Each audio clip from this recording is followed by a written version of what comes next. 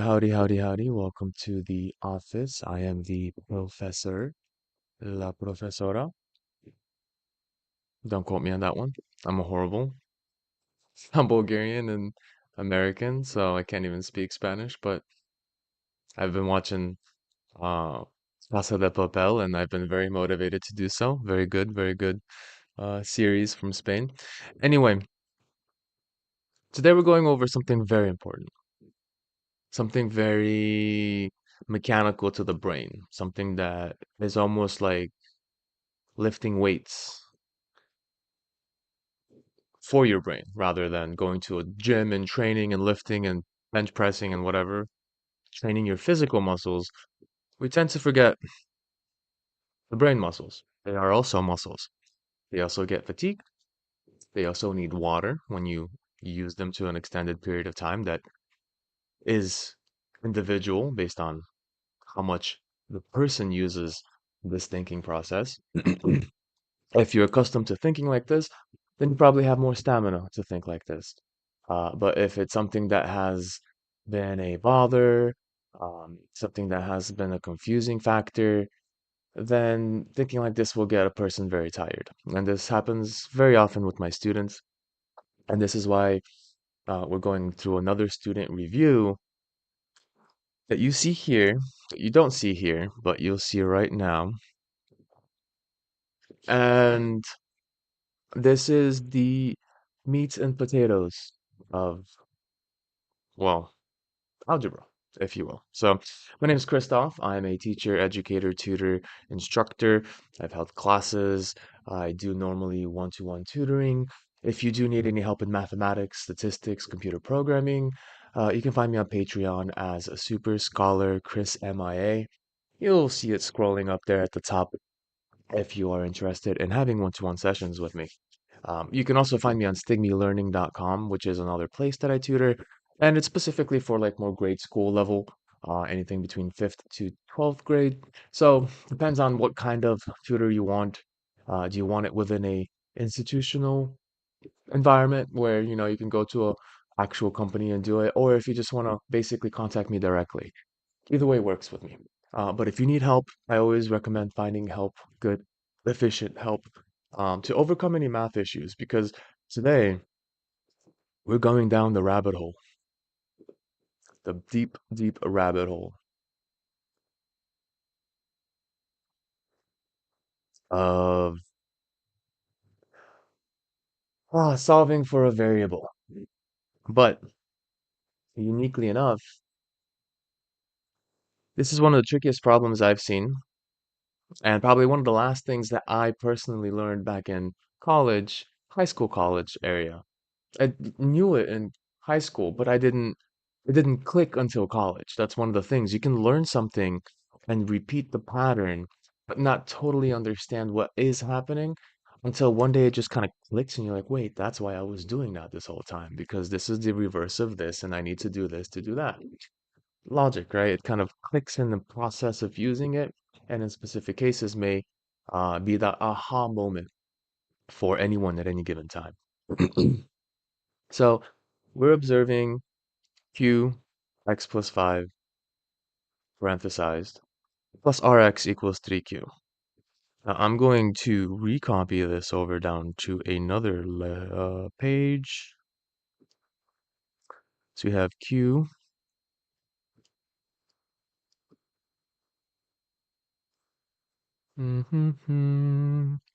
Might take me a quick moment, a hot minute, as they say. Let me clean up my side here. Too many student pages that I have to shuffle through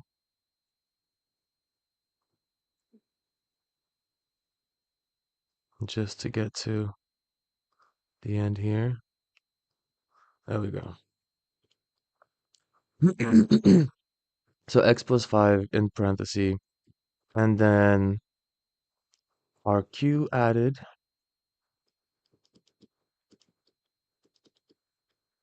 and I believe it was 3q on the other end of that equal sign. Cool. Okay. So, and my s and 5 are going to be a bit of a My S's and fives, why do they always look the same? I don't know. I need to make sure my 5 has a nice flat straight spot there. So we have to set a baseline here. Many problems like this will pop up. There's a lot of variables involved. So how do you know what to do and where to even begin? If you're just given this equation, there's so much you can do that it kind of becomes like infinitive and choice. But this problem has to be accompanied by something like, oh, it's an x, isn't it? It's an x plus 5, not an s. I said s, but I thought x, and I'm still slightly waking up, so I'm going to be a little bit meh at the moment. So the instruction has to be accompanying this problem where it says solve for x. And then you can say in terms of any particular other variable that's in the list.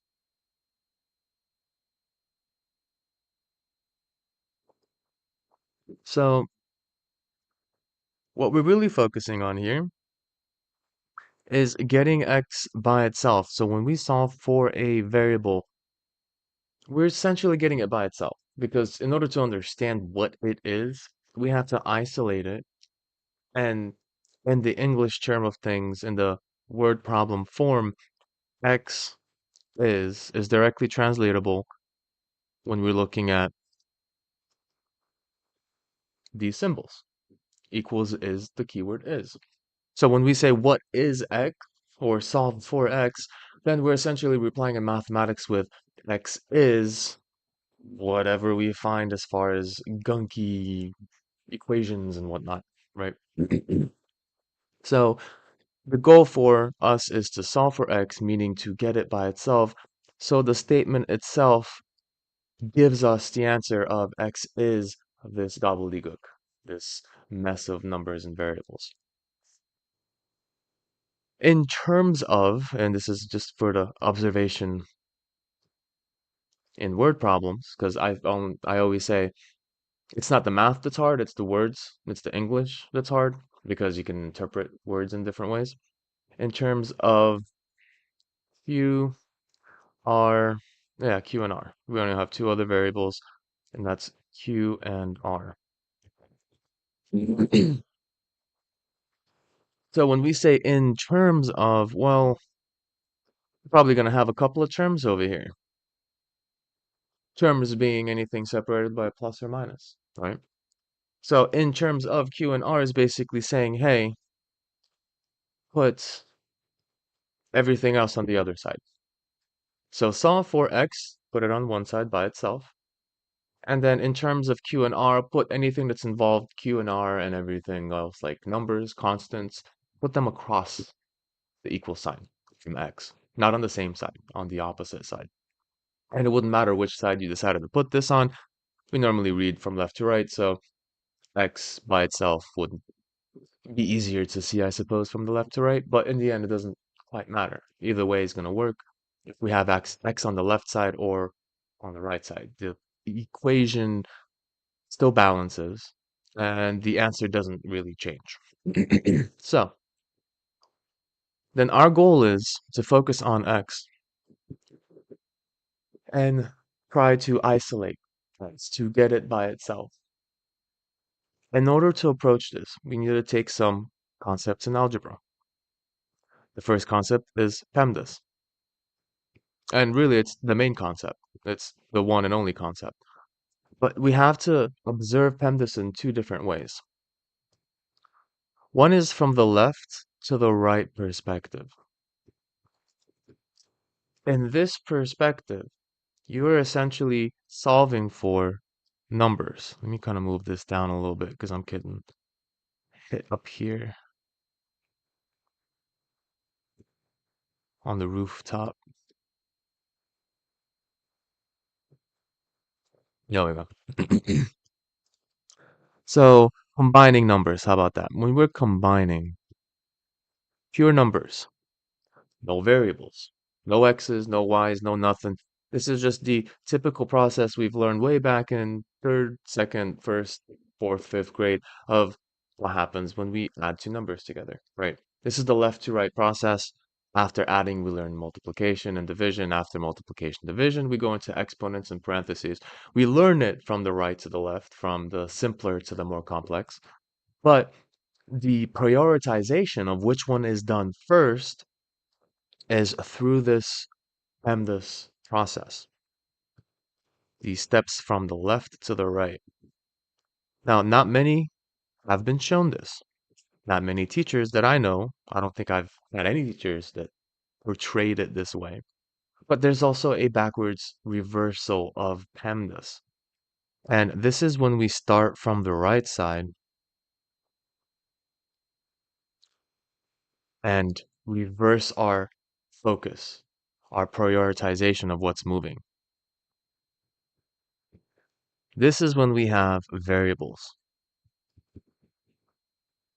And it's variables, but it's also variable movement, variable adjustments.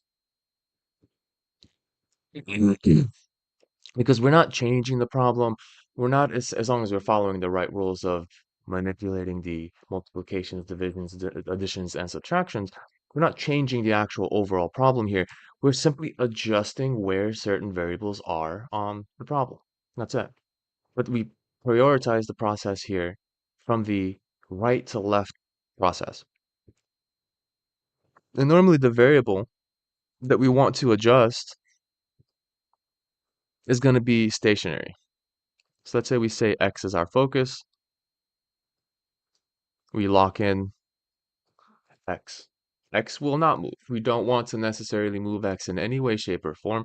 It's everything else that will move its way out. They can multiply with X. They can add and subtract from X if there's other X's involved. And essentially, X itself, as we can see here in the equal sign, we have it on the left side of the equal sign. So it should remain on the left side when we've finished. So X is not a focus of movement. Rather, we are putting ourselves in X's shoes. Empathy, if you will. Mathematical empathy. We want to move the things around X, including that plus 5. The plus 5 is in the way. We constitute what can make X solo, isolated. Well, it's moving of a couple of things. It's the 5 in the front, it's the Q on the outside, and then it's the RQ. And once I move all those pieces, I have X by itself. However, it's not just erasing it and moving it to the other side. There's a process we have to follow, and that's the blue process under the PEMDAS, which is the variable adjustment process, just a right to the left focus. So then we ask ourselves, based on the typical left to right PEMDAS, do we see parentheses? No. Do we see exponents? No. Multiplication, division, addition, subtraction? We follow that line of order of operation, right? Order of operation. And now we reverse that order of operation. We reverse it because now we're seeking addition or subtraction first. Anywhere around that X do we see addition or subtraction? I see two. I see one out here, and I technically do see one inside of parenthesis. Which one would be the one that we can move first? Well, since the one in parentheses is kind of locked in, we have to do something first before we can free it from parentheses. We can't modify inside of parentheses until it's clear around the parenthesis. So I'll go ahead and unhighlight that. But we have a plus RQ on the outside. Right off the bat, that is the most direct thing we can do at the moment. Just getting that RQ to the other side. Now I've highlighted addition subtraction because in the previous videos, I've been specific about using addition and subtraction, considering them a sort of sibling rivalry, if you will. They're opposites of each other. Siblings sometimes can be opposite of the character of each other, right? So addition cancels subtraction, subtraction cancels addition. And that's the process we're taking here. We're simply going to say, hey, I see a plus RQ. I want to subtract RQ from both sides, for that matter. What happens to the left RQ? Well, it cancels. It goes away. It goes to 0. This is the one case where addition subtraction canceling does actually go to 0. Then we continue forward downwards. Now, with that gone, I have q parentheses x plus 5 equals to 3q minus rq.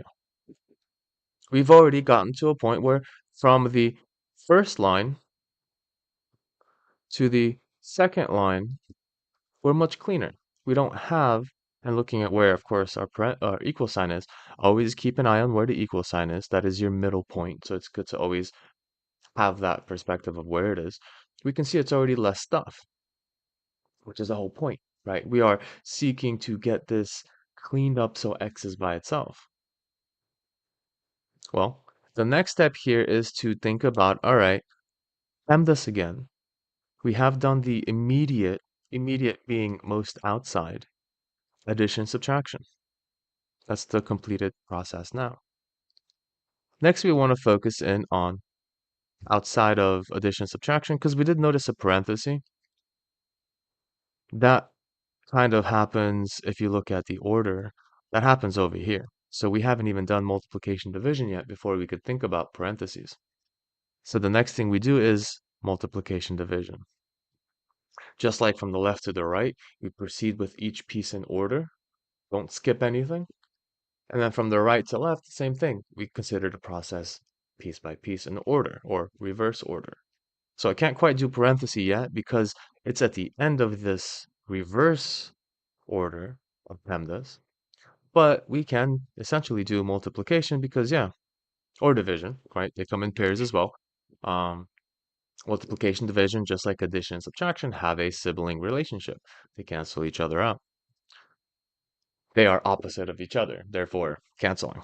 And canceling being a loose term to say, but they go to 1 when you reverse them. You see right here. So I do have to point this out very often.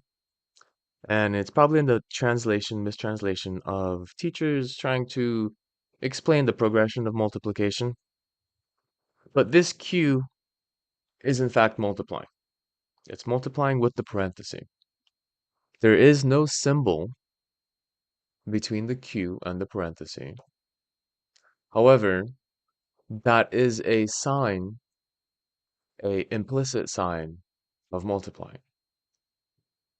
So we have to consider that fact and remember that we don't necessarily need any symbols in order for us to think of an operation. And there's only one operation that it could be. That operation will be multiplication. So we can essentially say times. We can put it there if we need the reminding. With that in mind, we don't need it there. And we progressed this symbol, this multiplication symbol. We changed it from this x-like multiplication to the dot because at some point we introduced variables to you and then the letter x looks like the multiplication x and then you have things like g times x, and it's like, okay, which one's an x and which one's a multiplying? Just the way we write things starts to get a little confusing. So then we say, okay, no more x's for multiplication, let's change them to dots. And then later they were even further like, okay, well, let's just ignore all extra symbols and let's just put them as next to each other. But all of these still explain the same thing, multiplication. So focusing on the fact that this g multiplies, oh, this q multiplies with the parenthesis, we reverse that process in order to still work our way towards x. Our goal can be lost through a lot of details of explaining and kind of instructing on what has to be done and going into my personal tangents of explaining everything to the finest detail. But we have to drop back to the original idea is that we're trying to find everything in terms of x. Solve for x. So we turn back to our x and say, all right, what's around x? Well, it's the plus 5, but it's inside of parentheses. We're going to have to wait for that.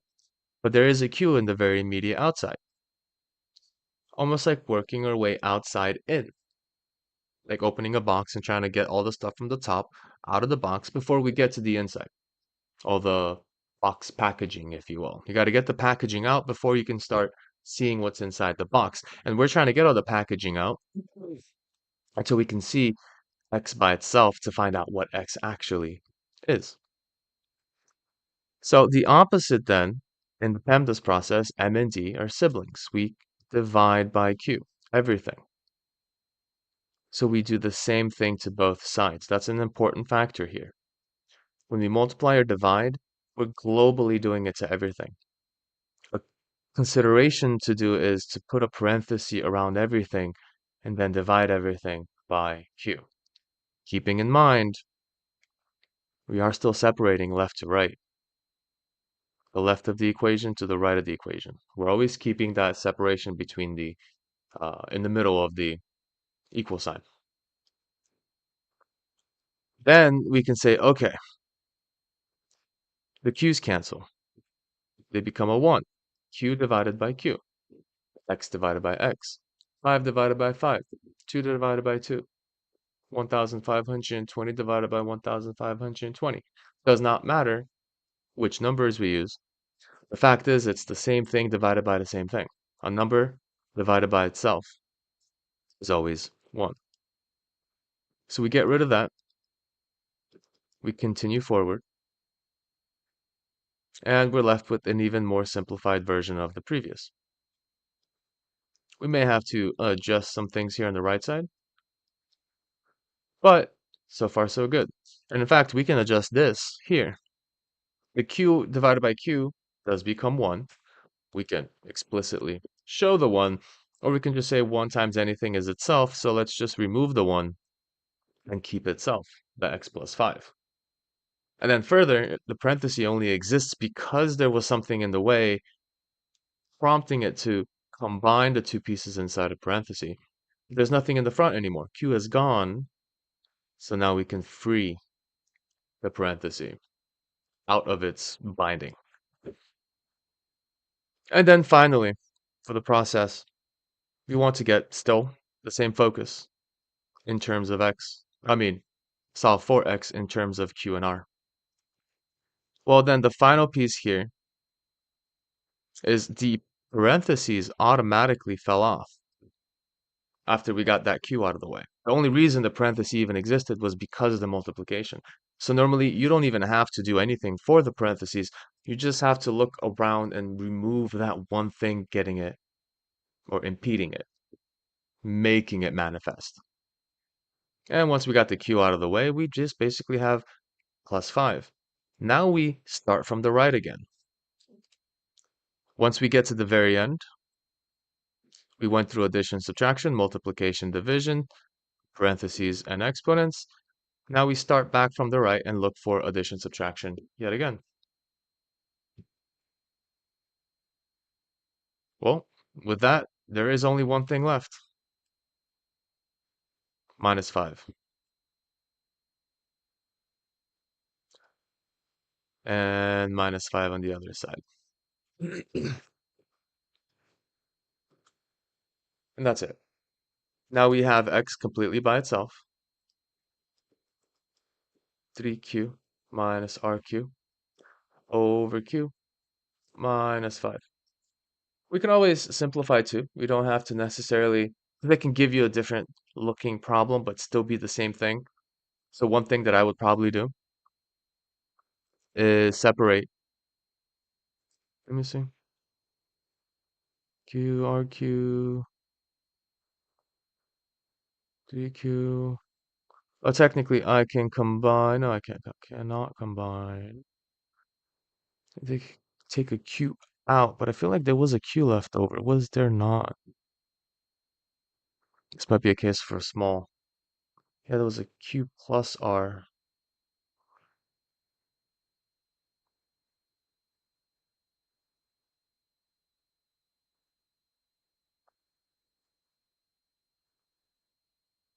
I wonder if I wrote it down wrong. Q's on that side. Oh, 5RX. Oh, there was another X. There's an RX. That was my own problem. Okay, so I kind of solved for a different problem. But does that does make a whole different situation. I put RQ here instead of an RX. So I miscopied it, but it still runs on a similar fashion. We'll have to check the next one too, because with the extra X, it does make it slightly more complicated. So it's good to show this in the form that we've seen a simpler version of how to solve these. But that does open the case for what happens when there's multiple X's popping up. Because right now, super simple. We have one, not super simple, but we have one X available for us.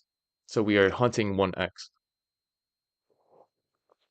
Some other times, we're going to have to approach some slightly trickier techniques, which I'll show you in the next spot after we finish this one, which is basically finished. All I have to really do from here is simplify, split the fraction. Remember that you can always split a fraction if it's being shared by two terms. There's a 3q term and an rq term. We can split to two q's, one q on this side, one q on that side. So then we have 3q over q. Very useful to simplify fractions. Then we can cancel the q's. Leave the 5 over here, nothing happened.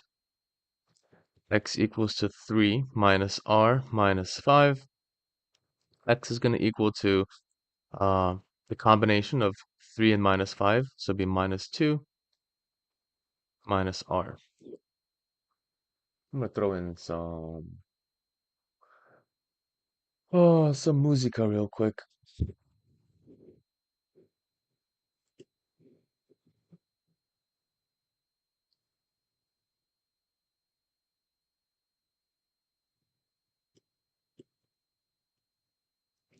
So this is important stuff.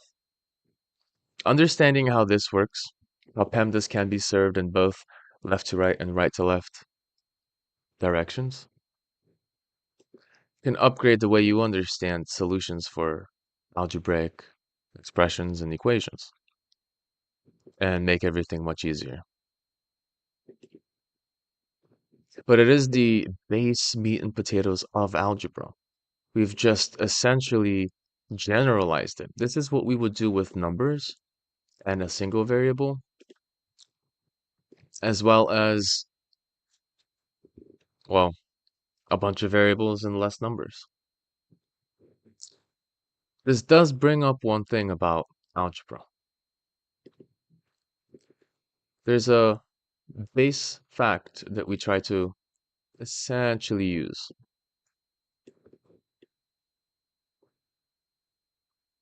That base fact is that we solve normally for a single variable, which means that there is this concept we always flip by, and it's the a plus a equals to 4. We know what that is. That's straightforward. It's a number that is itself that also combines addition, or 2 plus 2, a number that is itself to make 4. This is the basis of algebra we can solve when we have a single instance of a variable. Just an a, no matter how many a's there are. A b, no matter how many b's. But as soon as we go into a plus b, something changes. We have possibilities of 2 plus 2 as well. But we also have the possibilities of 1 plus 3. Because now a and b being different, they don't have to abide by the same rules. They can be completely different or the same by happenstance. 0 plus 4 is also a possibility. 0.5 plus 3.5. Let's introduce negatives. 4 minus or negative 4 plus 8. Does not matter. This is not solvable. And again, another case for the heart of algebra. We need a single variable set in order for us to solve. So if we do get or run into a case with two variables, we have to be given two equations. then it becomes solvable. Another, so in this case, there's only one, but needs another equation to be solvable. So you can already see one equation, one variable, solvable. And you have two equations, two variables, solvable. The pattern continues. Three equations, three variables. Four equations, four variables. You won't really go too far into the four. I think one of the hardest pre-calculus, basically, substitutions you would do is with three variables and three equations. Because then you have the opportunity to put them into a matrix and do a bunch of random stuff to it. But that still really gives us an anchor. What do we do in math? We solve for unknown variables. When can we solve for those unknown variables? When we are given a equation to variable pair. One equation, one variable, two equation, two variables, etc., etc. So that's what we kind of look here, what we see here in the previous example.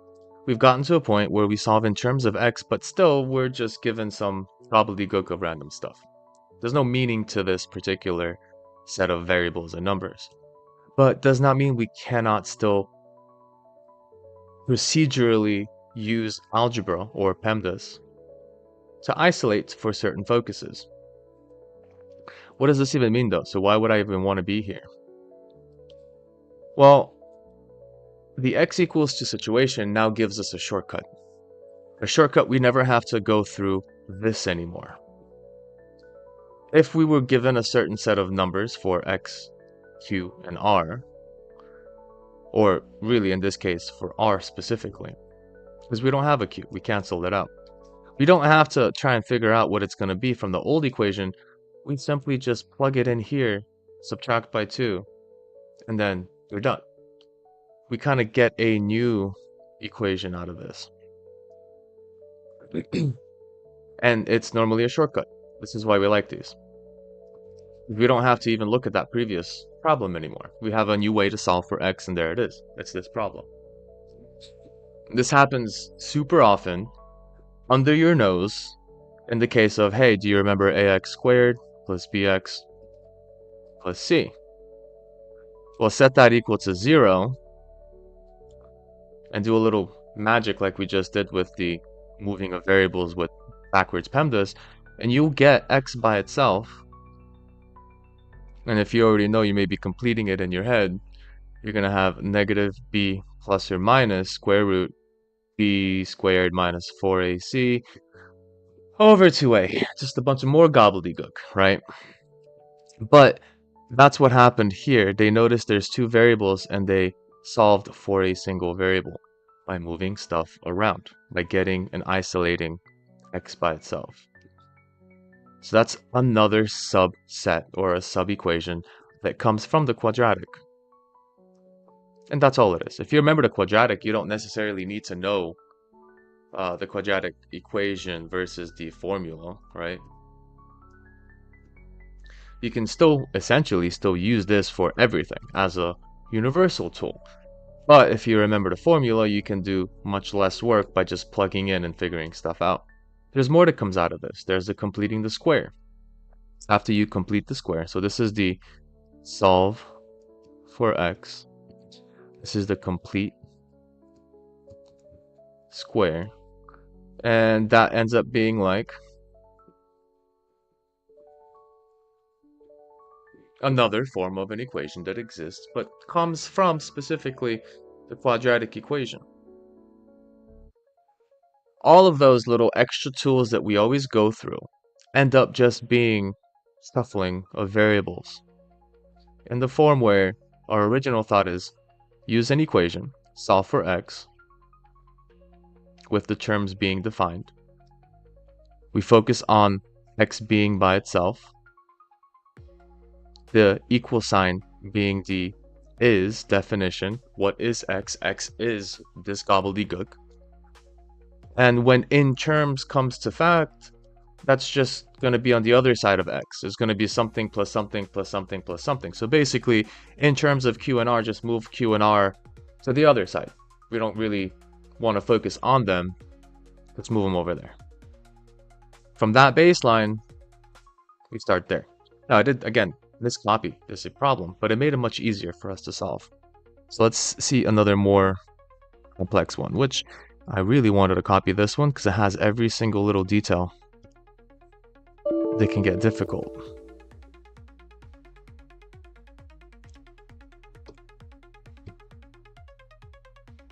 Okay, didn't copy. Okay.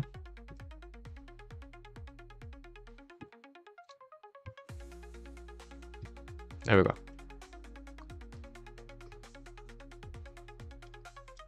So now it gets difficult because we have two x's.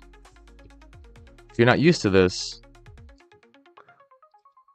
then it becomes a bit weird. Which x are we solving for? There's two. Which one do I choose? Well, the strategy here is not going to be similar to before, because now we can't just move our x, this guy, to the other side, because it has an important part to what we need. We can't just move it over and ignore it. And when we have an x equals situation, it's always x equals by itself on its own, a single variable. It's not x equals 2x. We don't have the same variable on both sides. So there's got to be a way for us to somehow isolate and keep x's together, and a trick to take two instances of x and make it a single instance. That's the GCF case. Though GCF is a little tricky here because we have a parenthesis we have to distribute, so let's go ahead and do that first. So we kind of forget about reverse PEMDAS just to distribute the multiplication. I'm still waking up.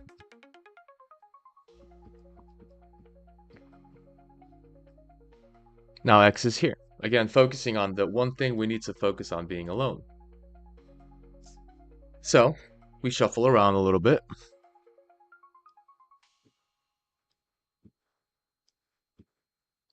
Let's get the important pieces together. I'm missing a small negative here. We can shuffle our equation a bit. And the goal of that is to get those x's to literally just sit next to each other. You can call it shuffling, you can call it rearranging, you can call it rewriting. It doesn't matter what you call it. I'm in a digital canvas, so I can move everything around. But more than likely, after you have distributed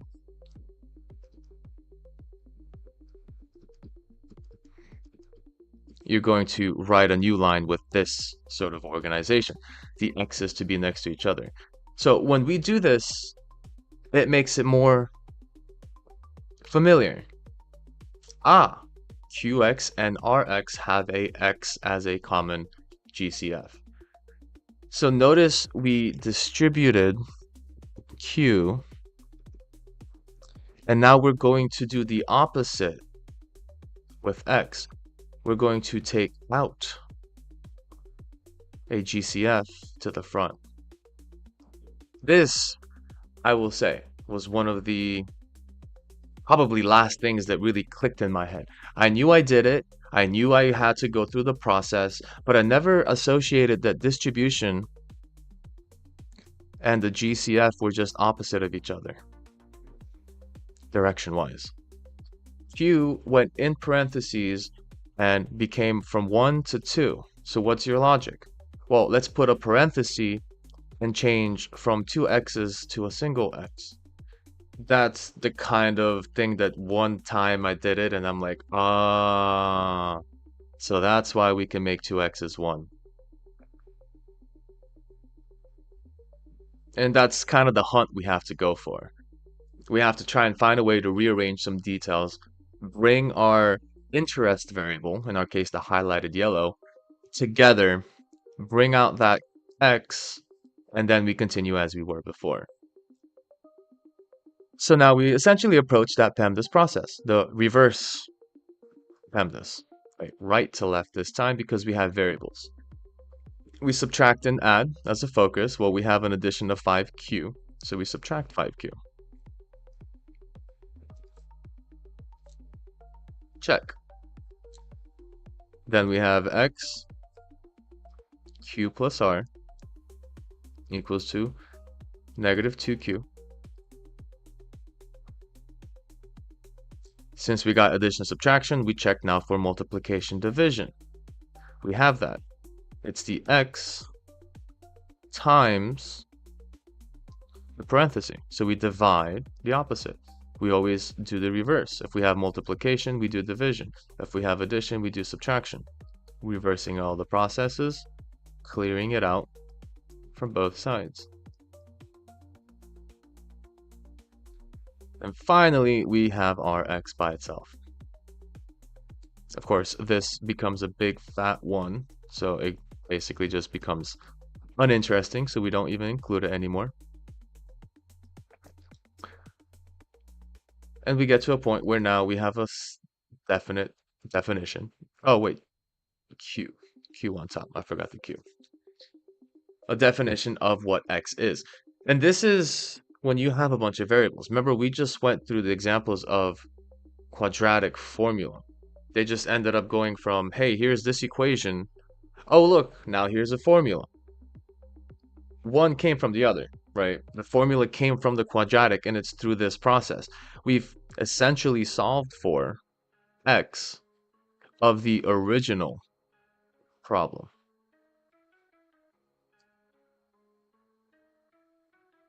STD means standard, standard, well, STD out, STD in. Standard input, standard output normally is a buffer where you have text or information. So kind of going into a different subject, someone was asking about programming. You basically have a part of memory that is dedicated to text or symbols that the computer tries to translate. And STD in, STD out are those buffer spaces. In C++, C#, I don't think Java has bytecode and has some more complexities in between, but they basically save that text into this memory, and then the computer automatically prints it to the location. So it's kind of a buffer space specifically for printing. So if you're running it from a terminal, it's going to print it on a terminal, right? So that's generally what STD means in C++, which is a weird question to ask if you're not talking about programming. Not quite the...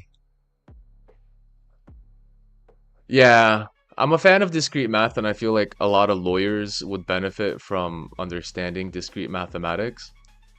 That's potentially a subject we can go through as well. I mean, we're kind of working with just kind of base algebra here, heart of algebra. But discrete mathematics is basically a way to take logical structures in language, like it is raining outside, right? Typical example. But it is, and it is not sunny. So and has a connotation of this and this both have to be true, right? For the situation to happen. So if it's not sunny, then it's raining, right? They both have to be true for the overall logic to be true. But if it is raining outside and is sunny, well, you know, you can technically have that sometimes in certain climates, in the Amazon, for instance. But the logic breaks down because an and is also related to something like you have to be 18 plus, or have to be 18 and have ID to get into the club. Well, that's a little bit more strict. You're not going to get into the club if you're not 18 and you have an ID. Your ID says you're 17. You're not getting in the club. But if you're 18, if you're 20, if you're 30, but you don't have ID, that and is so strict that you're still not going to get in the club. Sorry. You got to get ID and you have to be over 18. So that's the logical kind of association of how we can take language and think of it in a more logical, structured manner, and then break it apart in all kinds of weird ways where we can actually find faults in stuff like political banter, bad lawyer cases.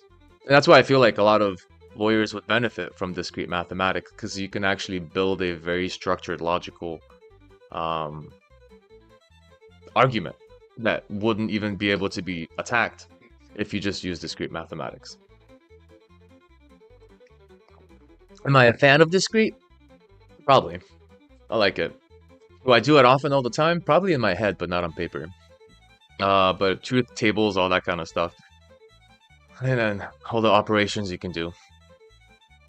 But anyway, thanks for the questions. Appreciate. I do like discrete, I do like math, I do like programming. Call it whatever you wish. But it is like training for the brain. Every student I've had, I see them, especially when they have a struggling issue. ADHD, they can't learn very well. They're having this inner, I guess, fight between whether they have to do it because school wants them to, but they don't want to do it because they hate it because maybe a teacher messed it up, man. I've had a teacher. I've had a teacher. That teacher that made me basically hate math. And it's ironic that that teacher's name is the most basic name in the world. It's the thing you walk through in order to get to the class. Her name was Miss Doore. Door. And it's ironic that someone so boring with such a boring last name would make math so boring. And I understand what it is to go through that and be struggling because the teacher wasn't able to actually fabricate a entertaining environment. For one, we like to learn with entertainment. But it's all about the past. If there has been any issues with previous learning, that'll impede the future, and that's just the sucky part about mathematics. You need to basically have a clean, forward-moving path. Or, if you have any issues, you should be aware of them and try to fix them. That's where a tutor comes into play. So, what does this even mean? Back to our kind of, we have x equals to something. Great, now what? Well, the case here is that if we're given certain variables, like q equals to 2, r equals to 5, and then maybe we're given a list of them, a bunch of them. Would you plug them in here, or would you plug them in here? I bet you'd plug them in the second spot, because there's way less work. That's the idea.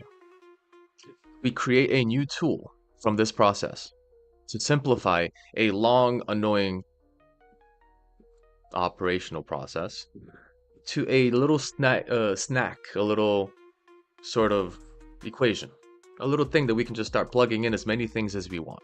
Right? 2 and 5, plug it in, solve. I can even do this without a calculator or thinking. Q is 2, top is -4, Q2 bottom 2 plus 5R. Thinking about these two. 7 in the bottom, -4 on top. I found it. Not gonna happen if I focus from the original equation. I'm just gonna have to probably break it down and keep writing over and over and over. The thing about mathematicians are, and I always say this all the time, mathematicians, people that like math, people that do math, we're all lazy AF. All mathematicians are lazy. And what we try to do is to do more work for less. Think smart, or work smart, not hard. Just a given. So when we're given a chance to take something that looks like gobbledygook and gross, disgusting extra work and break it down to something much simpler, we're going to use that much simpler thing more often. So that's the reason why we have all these operations moving around. That's the reason why we have so many different formulas. It doesn't mean you have to use the quadratic. I have hardly used this very often. The only thing I use from this is the fact that I can take -b over 2a, and that's the vertex of the parabola. That's it. If you haven't noticed this before, you're welcome. That's one of the greatest things about this stupid formula.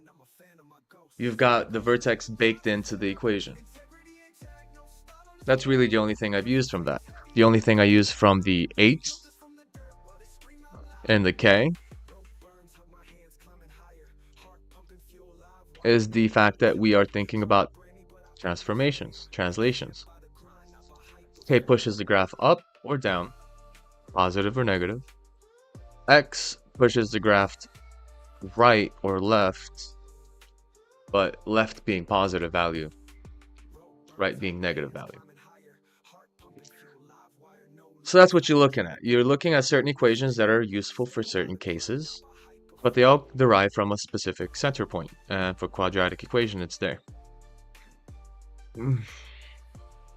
So it all comes back down to this, though.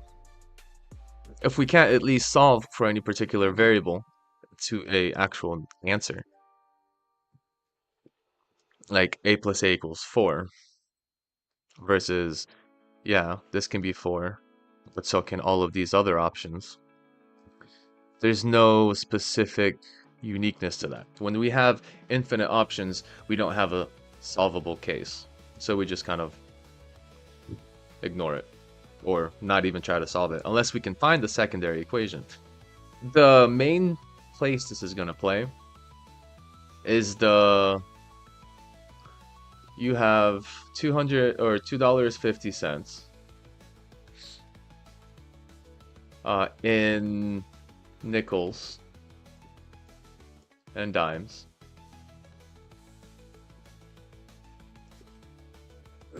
Or you can think of it as the chemistry equation. You have a mixture of 50% concentrate of, I don't know, helium and nitrogen, whatever. You would basically take the fact that we're talking about first money and say, okay, my first equation that I can build is 0.10 D for dimes plus 0.05 N for nickels equals 250, or vice versa. You would take the nitrogen percentage of its concentrate and the helium percentage of its concentrate, and instead of cents, we just put the percent value there. The building of these equations is the same. The only caveat is we forget the next step. We have two variables, therefore we should be getting two different equations. So the normal problem case then is that those mixtures in chemistry will have a milliliter container, or in our case, nickels and dimes with 20 coins. We need to have a physical existence of that. Yes, dimes have a value, nickels have a value, but those two things are still break down to just coins. So then we have another kind of more obfuscated equation that's so simple, but we never think of it too often, and it's just D plus N equals to 20.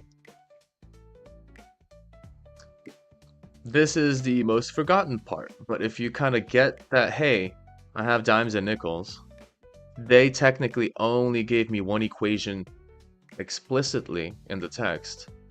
Now I gotta think of another equation that that's somewhere in there. It's hidden. It's obfuscated because they're not going to tell it to me, because this is probably SAT, ACT. All of these tests that basically try to mislead the way a student thinks by saying, hey, here's a bunch of extra numbers. Or better yet, here's some lack of numbers. Figure it out yourself, right? So the mathematics part of SAT and ACT is there, but it's also obfuscated by the fact that it's a testing process. I'm not a fan. I'm not a fan of ACTs and SATs, but I can kind of see the puzzle solving in it. It's just that it kind of obfuscates the math. So we went through a pretty decent amount. Factoring was a big piece that a lot of students have issues with for sure. These are kind of the basic instincts I always consider here. Any number in space, I chose 5. You have any value that can be split between 2. So if you have a 0, you have a 0 everywhere, technically. What that means is that you can essentially take a 0 from any point in time and split it into any numbers. 5 minus 5, 10 minus 10, 1,000 minus 1,000, whatever you need necessary. This is actually how completing the square works. So if we have like an equation, like, I don't know, x squared plus 3, okay, got it. And we're trying to figure out how to factor this. I think might have to be a no, it doesn't matter for 2. And we'll be like, all right, 2. Yeah, see? The drop happens when I start factoring. I love it. I mean, I hate it, but I love it. It's just kind of the hardest part when viewers start dropping during factoring, that's a weakness. Um, so how do we complete the square? Well, we think about the 6 and what it needs to be a 6. It needs to be a 2 plus 4. If you multiply them, that'll give us an 8. So we could work with an 8. A 3 plus 3, we can also work with a 3 times 3, which is a 9. Particularly, I'm going to choose 9. So what we will do is move the 2 over to the other side, prepare that empty space, and we break out the 0, the instinct. You can take any 0 and split it into whatever numbers you feel like you need. And this is how normally teachers make problems, or problems on paper, before AI popped up, of course. They just started with a number like, I want my answer to be 7. So I'm going to put this over 1, multiply a 1 over 1, and then add a 0. Oh, but I'm not going to do that. I'm going to make this a 5 over 5 plus 7 over 1, and that 0 is now going to be a 10 minus 10. Okay, so now I'm going to change that's a multiplication. I'm going to take 5 times 7, 35, over 5, add the 10, keep the negative on the side. I'm going to combine with maybe, let's do this. I can choose the positive 10 or negative 10. Then I will make the common denominator 5 and 5, so that's 50 over 5. And 35 plus 50, 85 over 5 minus 10. Now I've obfuscated the answer, and then I can simplify the 85 over 5 to something like 50, 35, 17 over 5. Now I give this to a student and say, hey, tell me the answer. Well, the answer was 7. That's the number I started with. So all of this is going to end up just simplifying to 7 in the end. But that's kind of how math is, right? You start from an answer and then you just add whatever kind of gobbledygook you want. So because these factors exist, and no matter what kind of extra stuff we add, like a 1 over 1 or a plus 0, the outcome is always 7. No matter how complex we go down the line, we end up with the same answer here. So that's why we can split the 0 into something more useful, like a 9. But I'd have to do both. 9 positive minus 9. This is the particular case. Yes, this is the particular case where now I can say, hey, this factors nicely. A 9 has a 3 and a 3. Two numbers that give me multiply into 9. But then you add a 3 and a 3, you get a 6x. So there's your completed square. But then there's this extra negative 9 that's kind of chilling over here. Well, you just move it to the other side.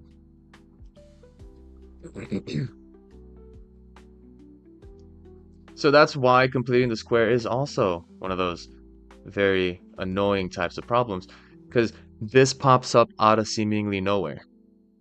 And students like, where did you get that number? What happened to it? Why is it there? Well, it's always there. It's a 0. You can always bring it out of nowhere. So that's always a thing. But anyway, that's all I kind of wanted to go over, and specifically the heart of algebra here. Let me name this. If you have any questions, let me know. But I'm pretty done for this. Probably gonna play some games after.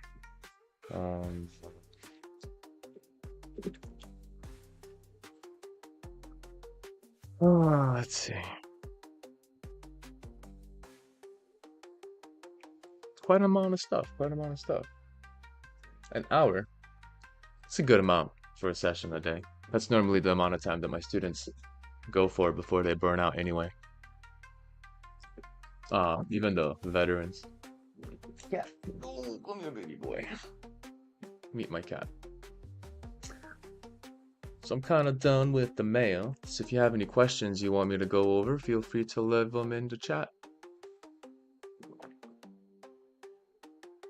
Or even programming. Doesn't matter. Programming, math, whatever questions you may have.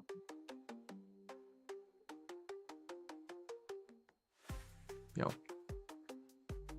Or just chill with the music for a bit.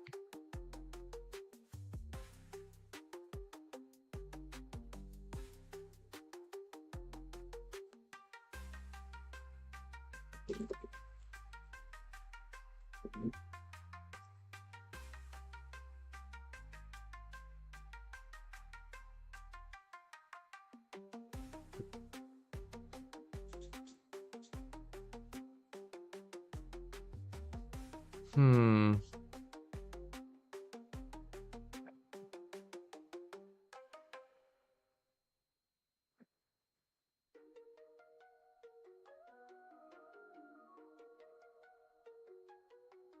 Loud voices echo, they cloth on my ear. From the wanted to the unwanted, they all interfere. I'm painting my world, they graffiti my thoughts. Currency's attention, these counterfeit plot feeds overflow, poison rivers in sight. Binge drinking noise in the glow of the light. I'm a smith with a forged steel sharp in my lane. They out here consuming while I'm crafting my name. Grabbing the focus, the gold and the glare. Wanted and unwanted, hand snatch at the air. I'm building mountains, no sandcastles to trade. I produce what I live, not consume what they made. Tiny does have some good ones too.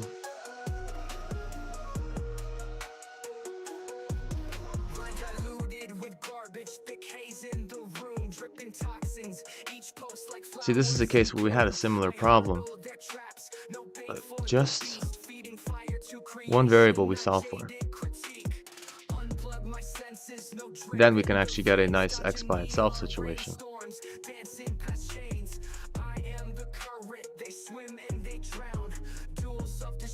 I put the crown down, grabbing the focus, the gold and the glare.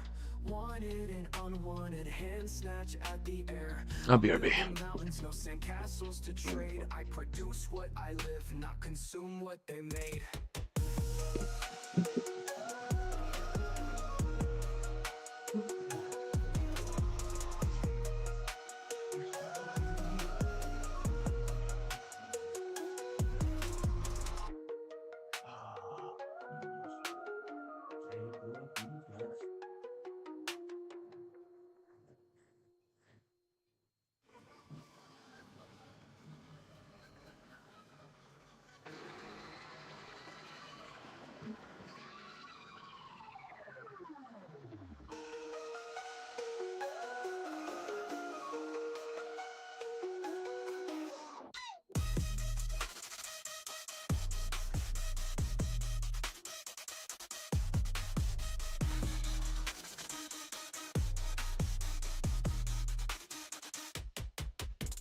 Grabbing the focus, the gold and the glare.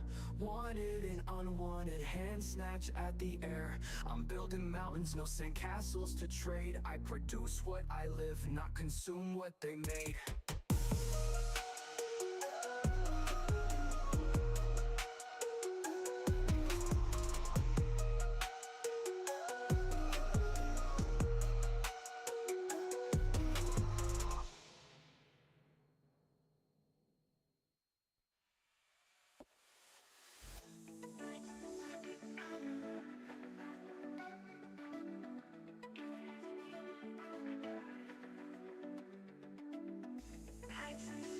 Come alive.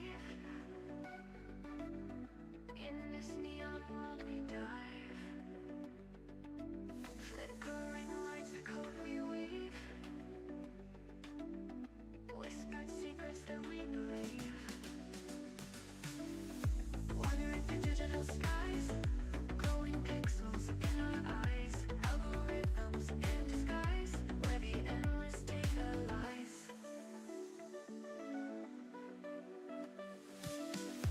In the heart of this machine,